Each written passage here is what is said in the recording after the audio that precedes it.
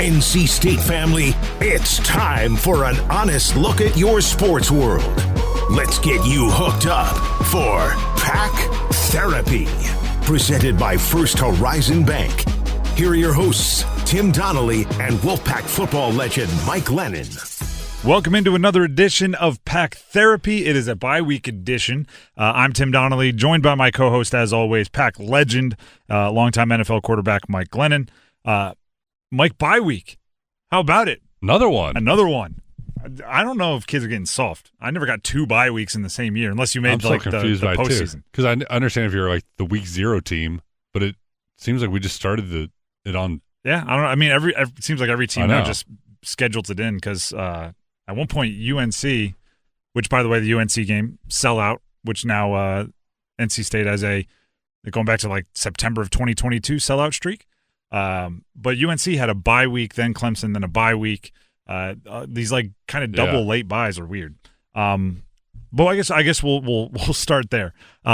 Get healthy, obviously most important, right? Hollywood Smothers, Justin Jolie, a few others, guys that you want to get healthy, or at least as healthy as possible. But other than that, for State, is there anything kind of at this point in the season that you can change with 3 games left when you have a week off? I don't think there's a whole lot going to change. Obviously, the offense was clicking really well last week, so offensively, you're not going to do much. Defensively, again, I think at this point in the season, you are who you are. You're not getting anyone new to walk out of the tunnel onto that defense. So, really, I think it's going to be a little bit of just hold on for dear life and hope we do enough to stop a team in the red zone like they did against Georgia Tech at times and put it on the offense to win the games. If there's one thing that kind of popped up right before this bye, obviously the Georgia Tech game was a spike. First-class problem, right? My private jet takes too long to refuel. Duke Scott can't go back to 4 carries a game after that game against Georgia Tech. If Hollywood Smothers is back, you still want to get him his 20. How do you handle that backfield? Yeah, I think Hollywood Smothers is definitely the lead back, and you're going to feature him just like you were before he was injured. Now Duke Scott's earned some carries and touches as well, so I think you just find a way to sprinkle him in a little bit more. I'd love to see him get 8 to 10 touches. So how you do that, is up to the coaching staff. But he's definitely earned his role, that he brings something that Hollywood Smothers doesn't have, and that's that physicality. And I think that's kind of punishing to defenses when you're dealing with as exhausting as the game goes on, that, this is a guy that's hard to bring down. He dings you. I mean, he's falling forward on you. And that wears on defenses, so they need to find a way to get him involved as well. The hard part is, I do think running backs, and this might be our old school thinking, I do think they need to get into a rhythm, right? Like, I do think they need, if you give a guy 7 carries and he's not, like, the hot hand approach sometimes frustrates me, because I'm like, well, it's like the cliche of being at the casino at the slot machine, where if you don't win 10 straight, you're like, oh, this machine's broken. I'm like, no, you got the losers out of the way. Like, they got the winner coming.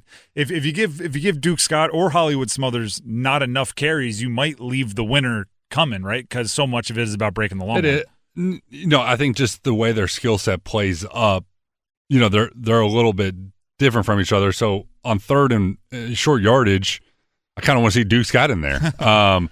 Now, do I think they could maybe go to a semi-similar approach to how the Lions handle, Jahmyr Gibbs and David Montgomery? Yeah, maybe.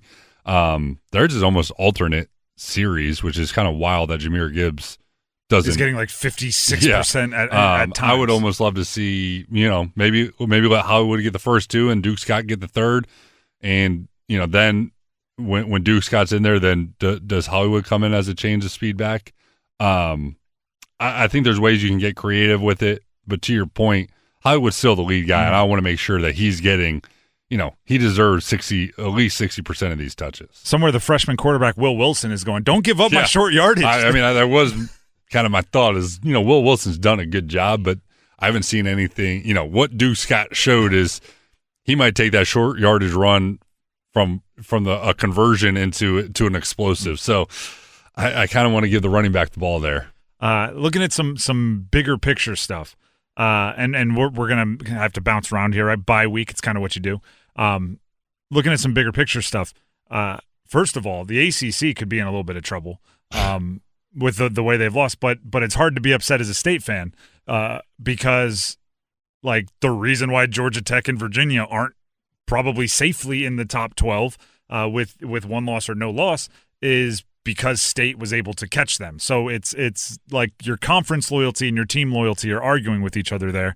But with the ACC being down, does it confuse or cloud the way you look at this season for NC State? Like, oh, it was gettable because Clemson's no good, Florida State's no good, Miami, who they're going to play here, we will talk about that in a second. But so many of the name brands that get all the benefit of the doubt aren't having the season that they hope for. Yeah, I think it does cloud it because, I mean, I see all these stats coming out that, like, NC State's won more games against, like, bowl-eligible teams. They've won more games against, like – you could argue they have the two best, like, of any – if it was a two-game resume, they have the best resume of anyone in the ACC. Yeah. So from that point, it looks good. And I do think what we're seeing now is a little bit of a shift in that with this NIL revenue share, we're seeing more parity. And, you know, I still think the SEC schools, the big money Big Ten schools are going to have an advantage because they have the revenue share and then they have another big bump from the collectives. Where in the ACC, I don't know if, you know, I'm sure there's some schools that have more than others, but getting that, whatever it is, $10.5 million or $11.5 for revenue share that I imagine almost everyone in the ACC is doing, you only get a couple extra $1 million there. It doesn't move the needle as much. So maybe this is a good thing for NC State that it's like, you know, everyone's playing on a more level playing field, similar to what the NFL is, and then therefore we take care of the games that we need to, and then we can be in the hunt to be more in the conversation to win the ACC year in and year out. Because what's going on at Clemson and Florida State, is that, I don't know, is that a Dabo thing? Are they not handling the portal well? I don't know what the answer is, but it doesn't feel like the top of the ACC is what it used to be. I mean, just looking at the standings right now, seeing Georgia Tech, Virginia, Pittsburgh, SMU, Duke, like those are the top 5 teams right now. There's no reason why NC State can't be in that. And I don't think those the bigger money schools are going to be dormant forever, which is why like a year like this happens and you think, gosh, without that Virginia Tech loss could have been, right? Without that loss could have been, which clouds it a little bit just because you know the potential is there. But then looking to what state has, right? Is it unfair of us to like demand that type of consistency where you don't have the drop off when you do have a quarterback who's, you know, super young and you do have a defense that's changing schemes? Like the opportunity was there. I just don't know, you know, it could just be timing is everything. It just wasn't the year where state was ready to make the run. Yeah.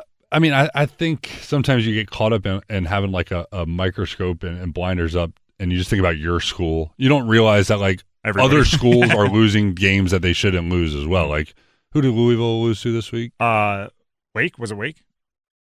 I don't know. And Duke lost to UConn. Like, it happens. And I think teams just realize when their team is the one losing it. So, was the Virginia Tech loss bad? The way. It was Cal. Okay. Virginia lost to Wake. And I think it just happens. And when you're talking about teams with parity, I mean, look at the NFL. Any given Sunday, Buffalo Bills lose to a very bad Miami Dolphins, and I think that's just making its way to college football more, particularly in the ACC.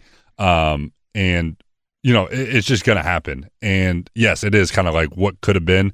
And that Virginia win looks really good. Unfortunately, it wasn't a conference win.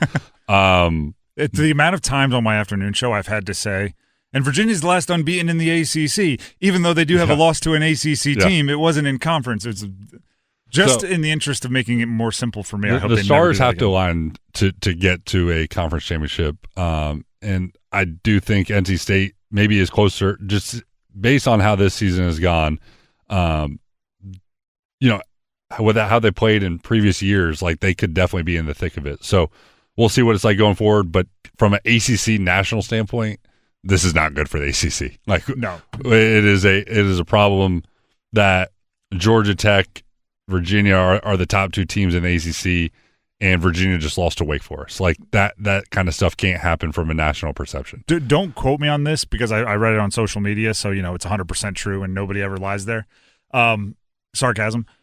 I think like State and UNC are still technically alive for the ACC championship. If you could go through and pick every single win and loss throughout here, you could find a way. But also there's, more than a couple different paths to end up where the ACC might not have anyone in the CFP, because the way that it's written, the way that the rules are, is the 5 highest ranked conference champions get to be in the CFP automatic. Oh. It's not the Power 4 conference champions and the highest ranked group of 5, which is what we've always assumed it's going to be.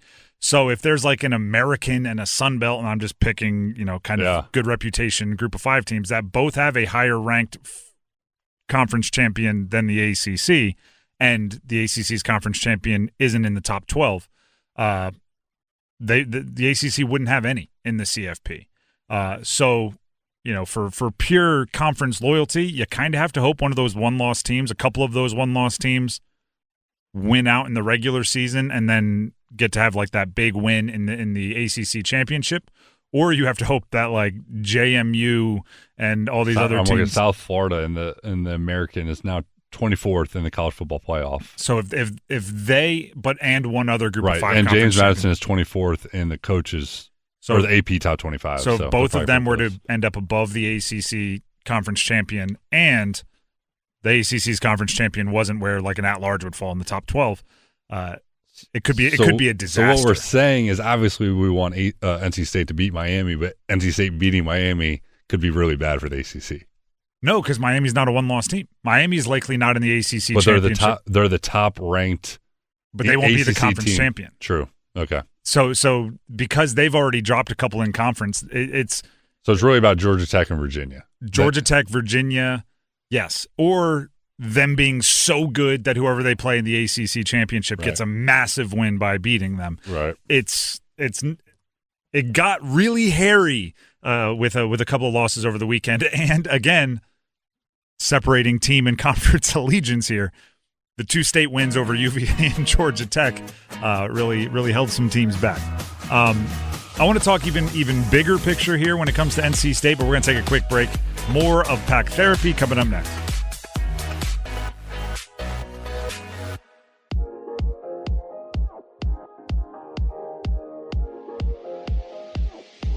Back on Pack Therapy, here coming out of the break. Mike, if this were 15 years ago, if this were actually, 15 years ago, like I think when we played, it was still a big deal. But certainly 20, 25, 30 years ago, we'd be talking about. One more win to bowl eligibility. Bowl eligibility was like a huge checkpoint for a college football team. You were going to get the game. The team goes in the end zone. They do the little bowling thing where they knock down the pins. Exactly. You got the extra practice. You got to go somewhere. You got bowl gifts. Yep. That's where the coaches. That would be the coach's talking point. Hey, we got 15 extra practices to develop the young guys. This is get an extra spring ball in right now. Exactly. You get an extra spring. For coaches' job security, it used to be huge. Yep. The alumni wanted to go to a bowl game. 5 wins right now, 3 left to play. It would be, obviously an exclamation point to get the bowl eligibility against a ranked opponent like Miami. Does that matter anymore? So, yeah, it matters because if you don't get bowl eligibility, that's just like a catastrophe. But no, it doesn't have the same feeling it used to. But yes, NC State needs to be a bowl eligible team year in and year out, in my opinion. So getting it, I would think it's a bigger deal to beat Miami just because it would be back-to-back wins against, top 15 ranked teams.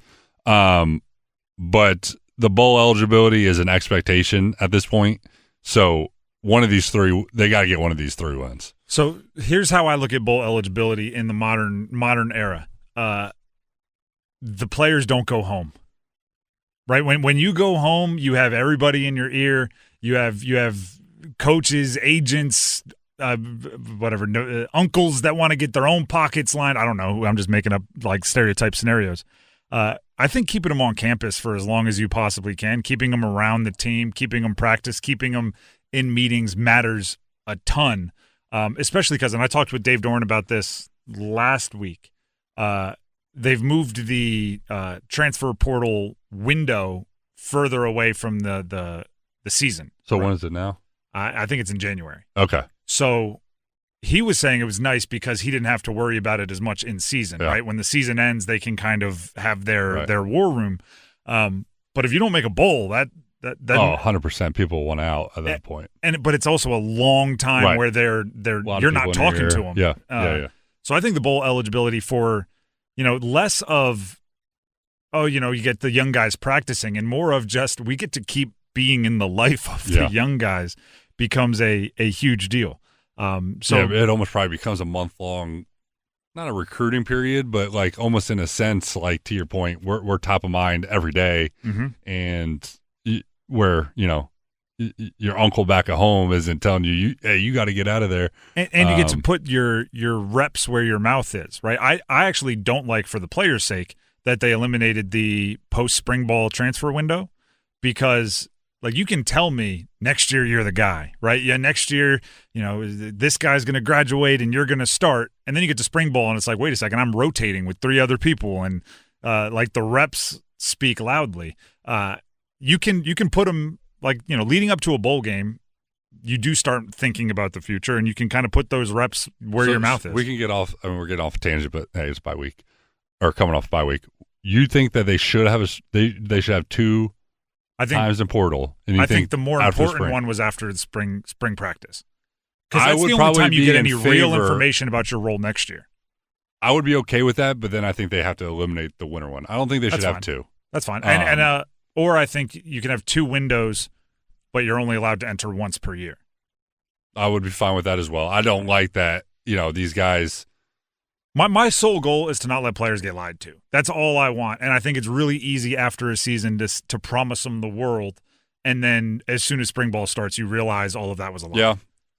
I don't hate that. I just don't like that people can just transfer whenever they want, essentially. And I think having 1 period and you're locked in for a 1-year contract should be the bare minimum. So I think once you give your word you're coming back to NC State, you should be locked in for the year. I don't love that you can leave. Yep. So I think, to your point, you find out a lot during spring ball how a team really feels about you. But I guess then that would then lead it to, okay, well, spring ball come and gone. I feel good about my team. Oh, the portal's now open and they just replaced me. So true. I don't know if there's a great answer to it. It doesn't just – it opens now in January. How do these kids get enrolled for the second semester if they just get up and leave the second half? It's a good point. I don't know all the details, but I will – obviously, we're getting off on a tangent, but I'll bring it back to this year's NC State team. I do think, and again, talking with Dave Doran, I said, are you having conversations? I asked him if he's having conversations with players about next year already, like trying to get commitments, trying to figure out what the cost would be. And his response was, no, we're not doing that, but we are having conversations internally. And I followed up with, I said, how fluid is it? I said, Duke Scott has a big game. Are you guys behind the scenes saying, all right, we got to set aside more resources for Duke Scott now because he just had a 200-yard game and a 700-yard rusher is worth X amount while a 475-yard rusher is worth X amount. And he said, yeah, kind of. So it could be that fluid. And he said he wasn't having them. It was more GM front office stuff. So let's put Mike Glennon in the GM chair. I'm gonna pick 5 as the number because I think there's a couple obvious ones. So. You're looking at your roster this year. Who are the 5 most indispensable, like you have to do whatever it takes to bring them back next year? Guys that you might approach as soon as the season ends or even before the season ends with, let's start hammering out an agreement. Yeah, I mean, 1 and 2 are pretty easy for me. CJ Bailey and Hollywood That's Smothers. why I went 5. I was going to go 3, but then I was like, well, it's a 2-second conversation. You got to get back. You got to make sure your offensive line is strong.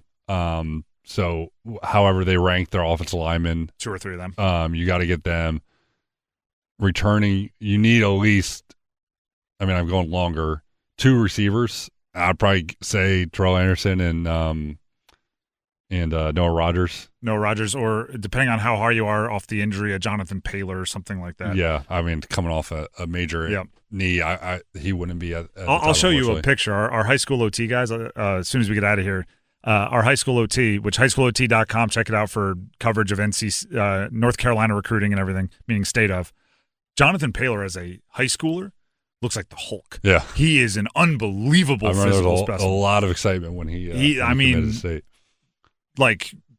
He looks like he could be a bodybuilder. Yeah. It's unreal. And then defensively, I mean, there's probably going to be a lot of turnover there, I would imagine. And I would imagine part of it is like a deal. Like everybody's potentially coming back, but only if you're willing to accept like terms that make sense. All right, so let's put you in the GM chair the other way, because we've talked about this on this program. We've talked about it on other programs. You have to be paying attention to the portal, and like you can't wait till somebody puts their name in the portal to figure out who you like, what offense you like, or what defense, whatever. Right? You got to use your coaching web for this team. We've seen like they are what they are at this point, right? We talked about it. You're not changing at the second bye with 3 games left. Not people. Not like I don't expect you to say, I want number 4 from Kent State, but what like archetypes are your number 1 free agent shopping list things? Look, I'm sure every team's thinking the same way, but you almost go to the model of the NFL. How does their what percent of their salary cap is broken down by position? And it's like, obviously quarterback's going to be one. Or you can look at the draft, the premium positions, right? Who gets drafted high? Yeah. It's quarterback, it's edge rusher, it's corner, it's left tackle, potential left tackles. So you and that's just start what it is there. To me. Just based on how this season gone defensively, they got to find someone that can rush a passer, and they got to find someone that can defend players. Yep. And so pass rushers, cornerbacks, those are the top 2 guys I'm going after. I would agree with that. And, this is kind of the kick in the stomach. Right, we just brought up the Cal upset of Louisville. Their leading rusher at a couple touchdowns was Kendrick Raphael, right? Somebody we know very well from his time at State. That one doesn't hurt as much because you have Hollywood Smothers, but you're looking at Brandon Cisse, you're looking at Bishop Fitzgerald, some guys that were on State that are now playing for other teams very well. I think we're not the only ones sitting in a room right now like, oh, we came up with this genius idea. You got to find pass rushers and corners. That's what every team in the country is saying. So it's about finding ones, maybe finding. That's why the first question I asked was which 5 are the most important to retain, because I always think it's easier to keep a guy than it is to go find a player of that value, especially if they're good, right? If somebody comes in and poaches Hollywood Smothers and they give him the world, right, and it's within the realm of possibility, I don't think you're just going to go like, all right, let's go find another Hollywood Smothers. I think it's always easier to keep the guy you have, because if you did that last year, you'd have 2 really good players in your secondary. And how many times this year have we said the secondary is kind of the point of weakness? And maybe that's kind of a learning lesson for this staff as they figure it out. It's like, without knowing the numbers that they were throwing out at these guys, maybe it truly is like, we just can't compete. And Brandon Cisse's gone. Like, there's nothing we can do about it from a number standpoint. Or is it maybe, what? Maybe we need to match it, and we're going to take a hit at linebacker or something like that, where, our linebackers just aren't going to make much money. And figuring that out, do you go to paying just the top few players, or do you try to spread the wealth? And I think that's what probably everyone's trying to figure out as they get more experience in this NIL world. It does seem like the ACC as a conference has started with pay top shelf for quarterback and figure the rest out. Carson Beck, Darian Mensah. I think CJ Bailey's obviously going to be a pricey player if he does choose to maximize his value. But it's actually funny, to talk about this, but I think it's like CJ Bailey's almost on a rookie contract compared to some of these other guys. I think he's pretty underpaid comparative to what he makes. This is based on projections of those numbers. The on-3 he's reporting. A half to a third of what some of these other players are making. So it's like you do that math and you're like, man, maybe NC State should be better at these other positions. But the difference is in the NFL, there's a salary cap. In college football right now, there's no salary cap. Him, the Pitt quarterback, the freshman, I think if they wanted to, they could get a nice little pay bump next year. I do want to talk CJ Bailey, and we'll do that right after this right here on Pack Therapy.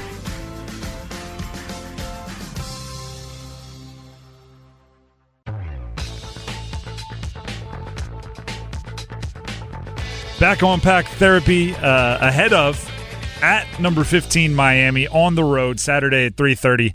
I want to dive into that matchup a little bit here with Mike. Mike, at Miami, does that do anything for you as far as atmosphere or something this team has to prepare for? No. I mean, shoot. I feel like most of Miami's games, it doesn't feel like it's. I don't know, they have like Michael Irvin on the sideline. Yeah.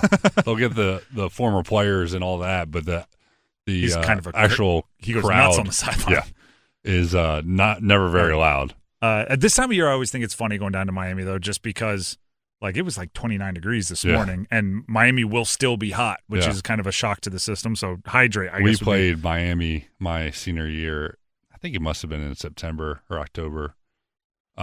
And it was one of the hottest games I ever played in my life. Now, I don't think it's probably beautiful down there right now, but it can get hot down there. And to your point, you go from like cold. Now, this was just 2 days. It's been nice out. But I always tell about when I played in Tampa and we played Buffalo in December, and they went from probably in the 20s to it was a warm December day of like 92, and they had no shot. They were completely gassed. I remember outrunning Mario Williams, and I'm like, wow. He must be really gassed because there's no way I'm faster than this guy. Yeah, but State fans are going, he must have been gassed. Or there was this 37-year-old Mario Williams. That's funny. So looking at the Miami game, one of the reasons why I wanted to bring up CJ Bailey before the break and go right into the kind of game preview is on ESPN, they went and ranked all 68 Power 4 conference quarterbacks. And it was Bill Connolly, who – I know when you say an ESPN ranking now, you get like, who was this Kendrick Perkins ranking an NFL quarterbacks, like something completely outside the realm. No, this like Bill Connolly's pretty respected, especially in the college sports world. CJ Bailey came in at the 20th best power conference quarterback through the first 2 months and change. Carson Beck came in at 26. So going into the year, obviously Carson Beck was Heisman candidate. He was $4 million a year. He was famous. He had played for Georgia, and C.J. Bailey was underrated in many cases. That seems to have flipped. I don't think it's a huge insult where each of them are. I think you could argue up or down a few spots. But for C.J. Bailey, we'll start with him. When you have the 20th best quarterback in the country, you need that guy to be a dude in games like this. He was against Georgia Tech. The consistency is kind of the next thing here. Do you almost wish there wasn't a bye where he could have, like, that game was on Saturday? If you could have played this one on Tuesday, would you have done it just to keep that energy rolling? I think, of course, you want to keep him hot. Now, having a week off, I wouldn't necessarily will kill that. Look, if C.J. Bailey plays like he did against Georgia Tech, he's a top 10, maybe a top 5 quarterback in the country. Absolutely. If he plays like he did against Notre Dame, he's not 20. So he's got to put it together and show that he can do it in back-to-back games against two ranked opponents. I imagine Miami's defense is going to be better than what he saw against Georgia Tech, and showing that he can do it against a good defense. But yes, C.J. Bailey has a skill set to be a top 10 quarterback. And you can say the same thing about Carson Beck. I mean, Carson Beck can throw it as well as anyone in the country. For him, it's always been about the boneheaded play, the big miss when a guy's open, like just putting it all together, play after play after play.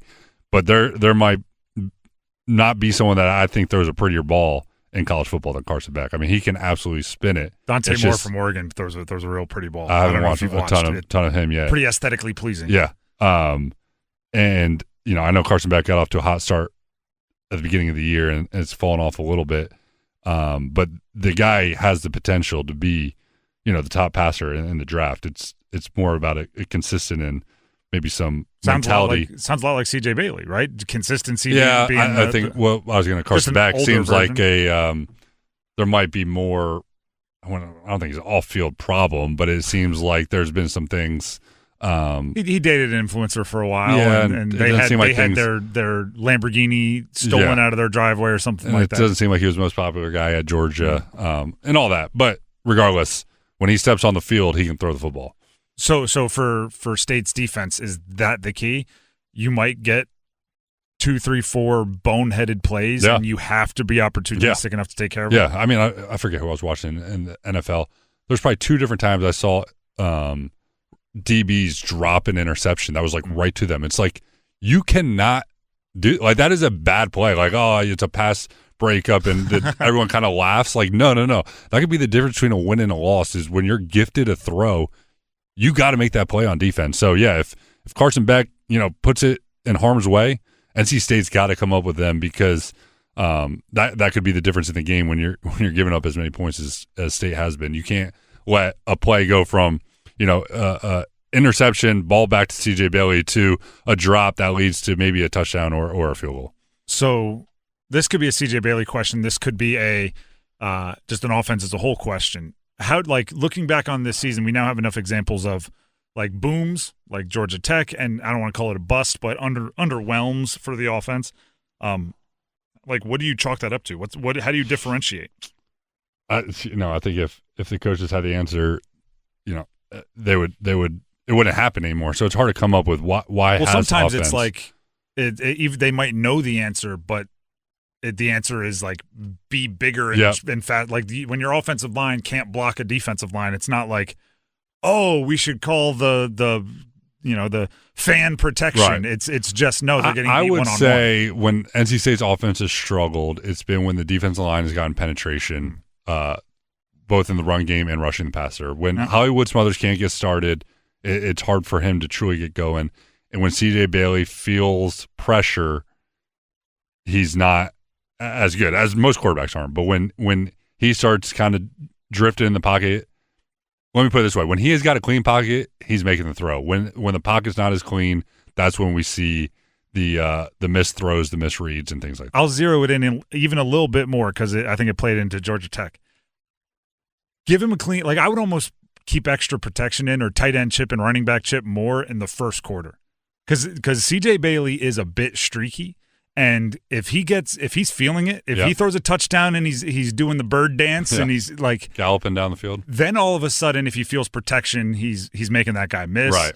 And you can be a little bit more loose with it, but I do think you gotta get him started in that way. And the reverse can happen if he gets hit, as every quarterback. You and I would agree with this. If you get hit on the chin 2 or 3 times in the first quarter, it changes. You're not galloping down the field. It changes that in the other way as well. And if I remember, I think Miami's got a dude pass rusher. Reuben Bain Jr. is projected to be a top 5 pick. Yeah. Doesn't have the sack totals. Right. He's just more of a projection guy. He's a disruptor, right? Yeah. All the hurries and the pressures. Gotcha. And actually, either way, at the end of the year for the UNC game, they have 2 of the top 3 sack guys in the ACC right now, both coming off 3 sack games against Stanford. So that's a question for a different day.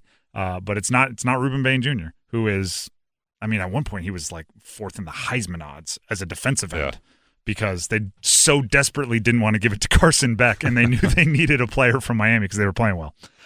Mike, we got to finish it the way we always do on a game week. What's the spread? Let me bring it up as we check right now. At Miami, 3:30 on a Saturday.